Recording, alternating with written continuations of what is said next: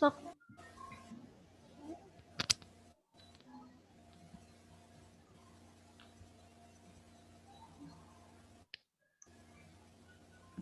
Mulai. Assalamualaikum warahmatullahi wabarakatuh. Perkenalkan, kami dari kelompok 1. Di sini kami akan membahas mengenai terapi bekam. Next.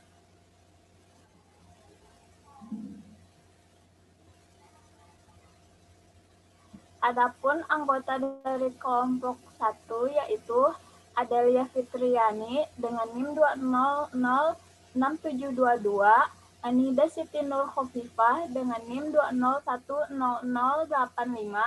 Ayu Amelia dengan NIM 2009606, dan Islatu Ahdiah dengan NIM 2002071, dan Hunafa Dwi Widyastuti dengan NIM 2001932. Next.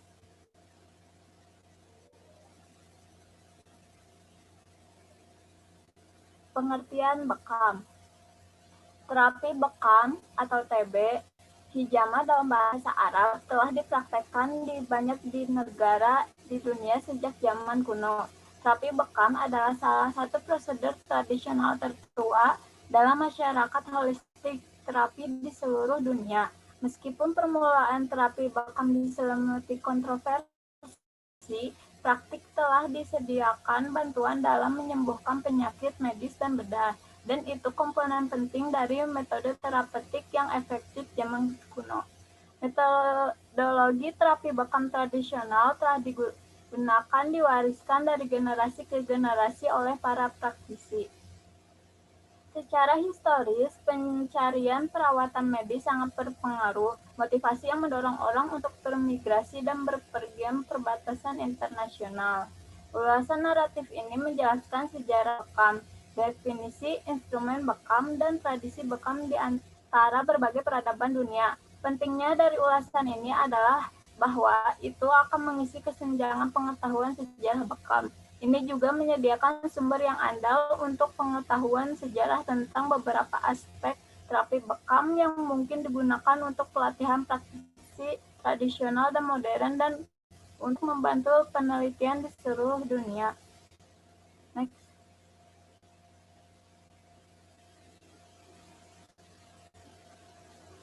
Adapun terapi bekam dibagi menjadi 2 jenis, yaitu bekam kering dan bekam basah.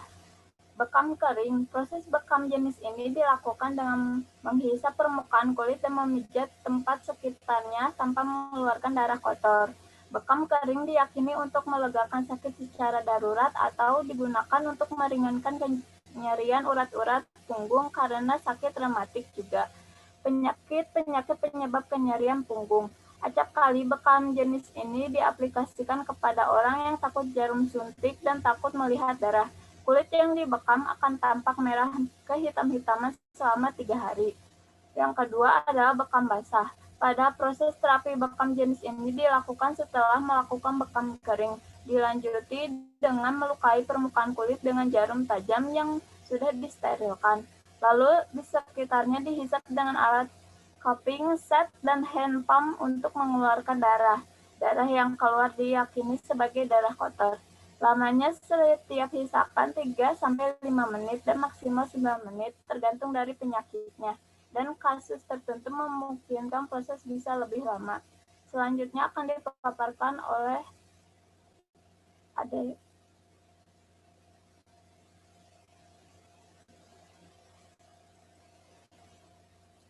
Proses praktisi terapi. Saat ini terapi bekam telah dimodifikasi sehingga teknis pelaksanaannya mengikuti kaidah-kaidah ilmiah menggunakan alat yang praktis dan efektif. Adapun langkah pengendalian pencegahan infeksi merupakan bagian penting dari praktik klinis untuk mencegah infeksi terkait dijalinnya tindakan yang akan diambil dalam terapi bekam oleh praktisi terapi bekam. 1. Mencuci tangan sebelum terapi dilaksanakan. 2. Menggunakan alat pelindung. 3. Mendesinfektan. 4. Menggunakan peralatan bekam yang sebelumnya telah didesinfektan dan penggunaannya hanya sekali pakai. Dilarang menggunakan alat yang sebelumnya telah digunakan pasien lain. Setelah proses bekam dilaksanakan, praktisi terapi perlu untuk mengikuti pedoman pemilihan dan pembuangan limbah medis.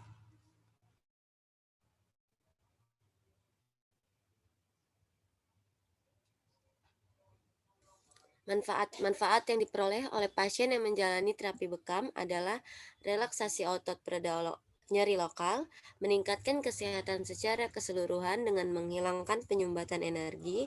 Untuk atlet, bekam dapat membantu meningkatkan aliran darah ke daerah otot tertentu atau membantu mengurangi rasa sakit. Pengangkatan darah kotor dari area superficial dari bagian yang sakit. Terapi bekam juga bermanfaat dalam berbagai kondisi seperti asam urat.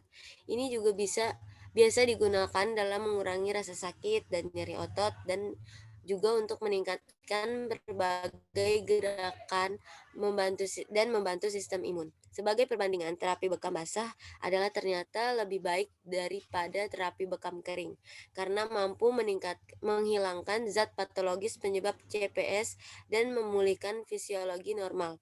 Adapun manfaat terapi bekam yang dikombinasikan dengan perawatan lain, seperti akupuntur atau obat-obatan, menunjukkan manfaat yang lebih signifikan dibandingkan hanya menjalani terapi bekam saja. Manfaat dengan mengkombinasikan terapi bekam dalam proses penyembuhan penyakit seperti herpes zoster, jerawat, kelumpuhan wajah, dan spondylosis cervix dapat diperoleh hasil yang signifikan.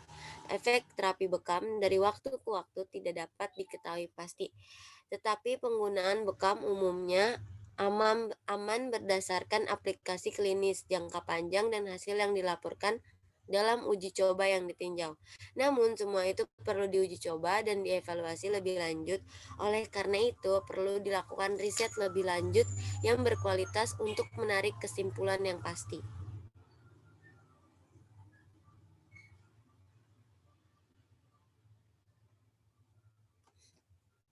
Kondisi terbaik saat terapi bekam sebagai pengobatan hipertensi. Kami secara literatur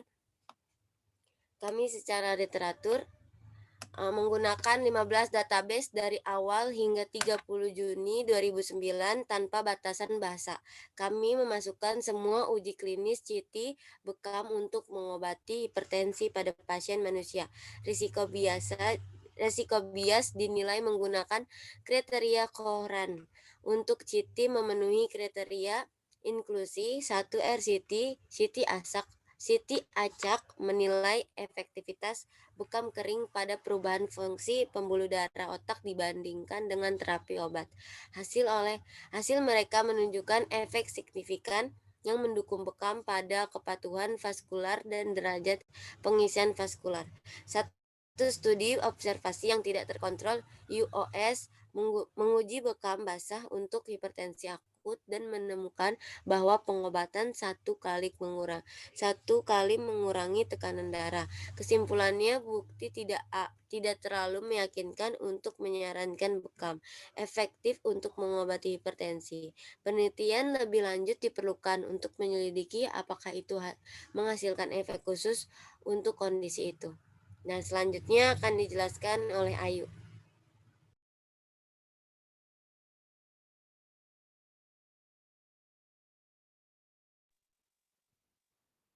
Selanjutnya ada efek. 223 artikel diidentifikasi dan akhirnya 64 studi dimasukkan dalam ulasan ini. Hasil yang terungkap menandakan bahwa efek dan hasil tertentu yang terkait dengan terapi bekam mungkin terkait dengan kemungkinan mekanisme aksi teoritis dan hipotesis. Efek syaraf, hematologi, dan imunologi dapat dianggap sebagai mekanisme kerja bekam. Hipotensi metabolik mengasumsikan bahwa bekam menurunkan aktivitas otot yang meningkat yang menghasilkan pengurangan nyeri.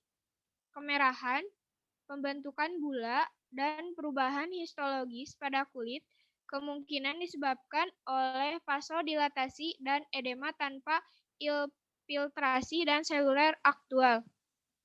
Dan efek ini tidak sesuai dengan paradigma sistem kekebalan. Menghilangkan racun yang terperangkap di jaringan dengan bekam juga membuat orang tersebut merasa lebih baik. Banyak penelitian memberikan beberapa bukti tentang efektivitas bekam dalam kondisi medis dan kesehatan tertentu.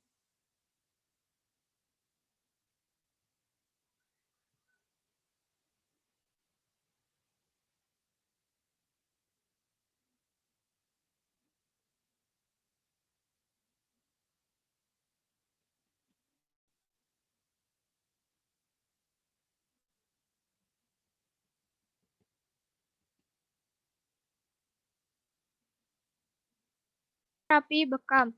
Ada bukti yang menyatakan bahwa bekam dapat menyebabkan kenyamanan dan relaksasi pada tingkat sistemik dan peningkatan produksi opioid endogen di otak yang mengarah pada peningkatan pengendalian nyeri.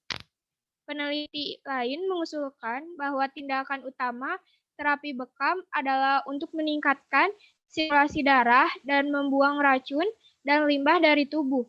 Hal itu dapat dicapai melalui peningkatan mikrosirkulasi, mempromosikan perbaikan sel endotel kapiler, mempercepat granulasi dan angiogenesis di jaringan regional, sehingga membantu menormalkan keadaan fungsional pasien dan relaksasi otot progresif.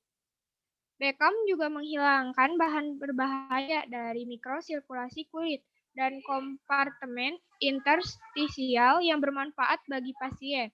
Bekam mungkin merupakan metode yang efektif untuk mengurangi low density lipoprotein atau LDL pada pria dan akibatnya dapat memiliki efek pencegahan terhadap aterosklerosis dan penyakit kardiovaskular atau CVD.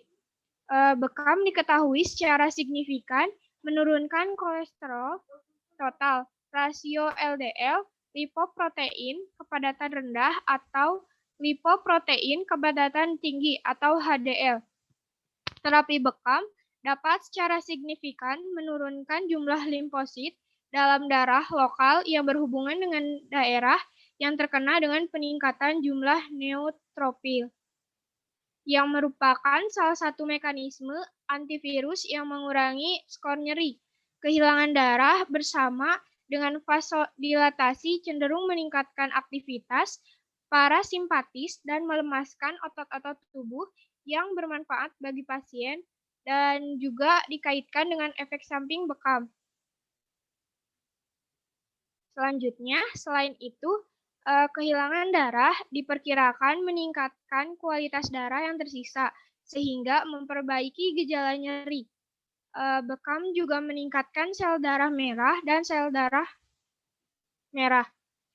Terapi bekam cenderung menguras kelebihan cairan dan racun, melonggarkan adesi, dan merevitalisasi jaringan ikat, meningkatkan aliran darah ke kulit dan otot, merangsang sistem syaraf tepi, mengurangi rasa sakit, mengontrol tekanan darah tinggi, dan memodulasi sistem kekebalan.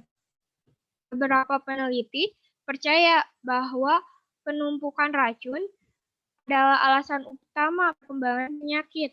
Di daerah kuping, pembuluh darah melebar oleh aksi vasodilator tertentu, seperti adenosin, noradrenalin, dan histamin. Akibatnya, terjadi peningkatan sirkulasi darah ke daerah yang sakit. Hal ini memungkinkan pembuangan racun yang terperangkap di dalam jaringan dengan segera, dan karenanya pasien merasa lebih baik. Bekam telah ditemukan untuk meningkatkan aliran darah subkutan dan mestimulasi sistem syaraf otonom, seperti luka pada kulit karena syayatan. Stimulasi pada kulit menyebabkan beberapa reaksi otonom, hormonal, dan imun yang dikaitkan dengan syaraf eferen simpatis dan parasimpatis ke refleks somatofisikal visceral yang berhubungan dengan organ. Bekam dilaporkan dapat mengembalikan keseimbangan simpatovagal dan mungkin melindungi kardio dengan menstimulasi sistem syaraf, simpatis, dan parasimpatis perifer. Bekam tampaknya berperan dalam aktivasi sistem komplement serta modulasi bagian seluler sistem imun. Ada juga penurunan yang signifikan dalam gula darah pada pasien diabetes setelah Bekam. Chen dan rekan menyimpulkan bahwa ada beberapa perbaikan dalam penelitian mengenai mekanisme terapi Bekam. Secara keseluruhan, Bekam dilaporkan mempengaruhi perubahan sifat biomekanik kulit, meningkatkan ambang nyeri langsung pada pasien dengan nyeri leher dan pada subjek yang sehat, juga mengurangi substansi pelokal dan perifer secara signifikan dan mengurangi peradangan. Selanjutnya akan dijelaskan oleh Hunafa. Selanjutnya, ada cara membekam. Cara membekam dibagi menjadi dua macam, yaitu bekam kering dan bekam basah. Pada bekam kering, metode penyedotan yang dibuat pada titik-titik tertentu di tubuh pasien. Sedangkan bekam basah menyebabkan cedera superfisial pada kulit dan kemudian mengoleskan cangkir ke bagian yang cedera. Prosedur ini akan menarik sedikit dalam ke dalam cangkir.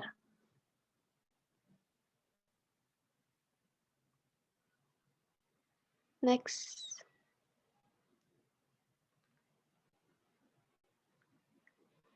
Adapun beberapa cara dalam terapi bekam. Yang pertama, persiapan meliputi persiapan terapis, persiapan alat, tempat terapi, dan data pasien. Lalu relaksasi awal, yaitu dengan cara oleskan minyak zaitun pada punggung pasien, usahakan mulut botol tidak menyentuh kulit pasien dan tangan terapis untuk menghindari kontaminasi mikroba. Lalu lakukan bekam luncur kurang lebih 1-3 menit. Lakukan terapi infrared sembari melakukan tindakan pijatan ringan untuk merilekskan tubuh si pasien dan disertai perabaan untuk menentukan ketetapan titik.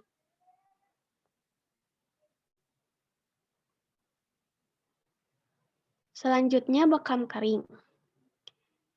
Rendam kapas dalam white spirit, kemudian bakar, setelah itu letakkan di cangkir kaca. Lalu letakkan kop pada kulit pasien. Proses menarik kop dilakukan secara bertahap dan dikomunikasikan dengan pasien. Pastikan ukuran kop yang akan digunakan sesuai dengan luas permukaan tubuh pasien.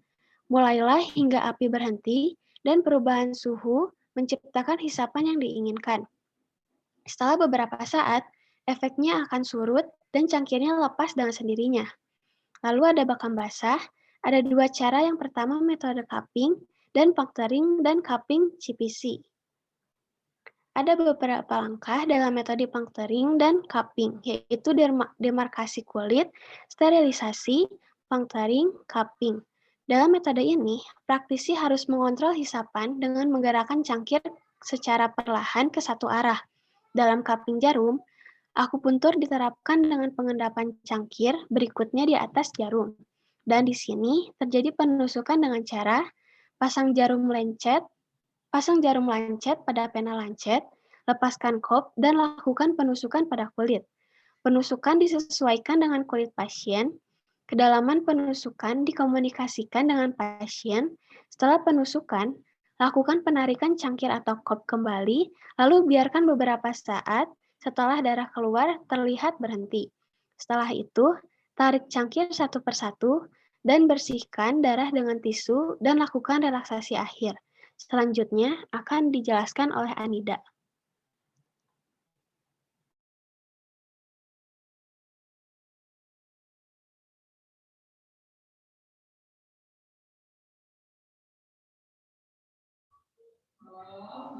Apakah terapi bekam direkomendasikan? Terapi bekam dilaporkan dapat mengobati berbagai penyakit karena efek dari berbagai jenis stimulasi. Chao dan rekan pada tahun 2010 menyarankan bahwa terapi bekam tampaknya efektif untuk berbagai kondisi medis, khususnya herpes zoster dan nyeri terkait serta jerawat, kelumpuhan wajah, dan spondilosis serviks. Terapi bekam sering digunakan untuk menurunkan tekanan darah dan mencegah perkembangan penyakit kardiovaskular CVD pada orang sehat. Bekam basah dalam hubungannya dengan pengobatan konvensional dilaporkan efektif untuk mengobati ulserasi mulut dan genital pada pasien dengan penyakit autoimun. Ada bukti yang berkembang bahwa bekam basah efektif untuk nyeri muskuloskeletal, nyeri punggung bawah non-spesifik, nyeri leher, fibromialgia, dan kondisi nyeri lainnya. Michelson et al. Pada tahun 2009 menyimpulkan bahwa terapi bekam mungkin efektif dalam mengurangi rasa sakit dan gejala lain dari carpal tunnel syndrome. Terapi bekam juga terbukti efektif untuk sakit kepala dan migrain. Terapi bekam efektif untuk mengurangi tekanan darah sistolik pada pasien hipertensi untuk hingga 4 minggu tanpa efek samping yang serius. Terbukti terapi bekam efektif dalam pengobatan selulitis. Terapi bekam telah digunakan dengan berbagai tingkat bukti 1 hingga 5 dalam berbagai kondisi seperti batuk, asma, jerawat, flu biasa, urtikaria, kelumpuhan wajah, spondilosis serviks, cedera jaringan lunak, artritis, dan neurodermatitis.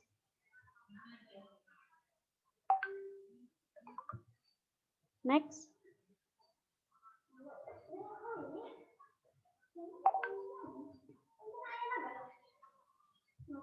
Next slide.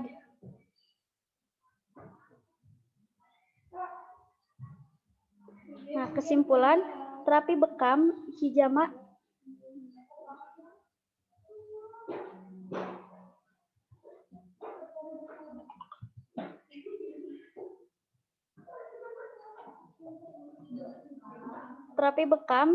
dalam bahasa Arab telah dipraktikkan di banyak negara di dunia sejak zaman kuno. Terapi bekam adalah salah satu prosedur tradisional tertua dalam masyarakat holistik terapi di seluruh dunia. Bekam dibedakan menjadi 2 jenis, yaitu bekam kering dan bekam basah. Selanjutnya, proses praktisi terapi bekam diantaranya mencuci tangan sebelum terapi dilaksanakan, menggunakan alat pelindung, mendesinfektan, dan menggunakan peralatan bekam yang sebelumnya sudah didesinfektan. Adapun manfaat terapi bekam yang dikombinasikan dengan perawatan lain, seperti akupuntur atau obat-obatan, menunjukkan manfaat yang lebih signifikan dibandingkan hanya menjalani proses terapi saja. Selanjutnya, satu studi observasi yang tidak terkontrol atau UOS menguji bekam basah untuk hipertensi akut dan menemukan bahwa pengobatan 1 kali mengurangi tekanan darah. Efek dari terapi bekam, ada bukti yang menyatakan bahwa bekam dapat menyebabkan kenyamanan dan relaksasi pada tingkat diskematik dan peningkatan produksi endogen di otak mengarah pada peningkatan pengendalian nyeri. Ada 2 macam bekam yang dilakukan seperti bekam kering dan basah. Cara membekam yaitu persiapan relaksasi awal, bekam kering, dan bekam basah. Chao dan rekan pada tahun 2010 menyarankan bahwa terapi bekam tampaknya efektif untuk berbagai kondisi medis, khususnya herpes zoster dan nyeri terkait serta jerawat. Terima kasih. Mungkin cukup sekian presentasi dari kelompok kami. Kurang lebihnya mohon maaf. Wassalamualaikum warahmatullahi wabarakatuh.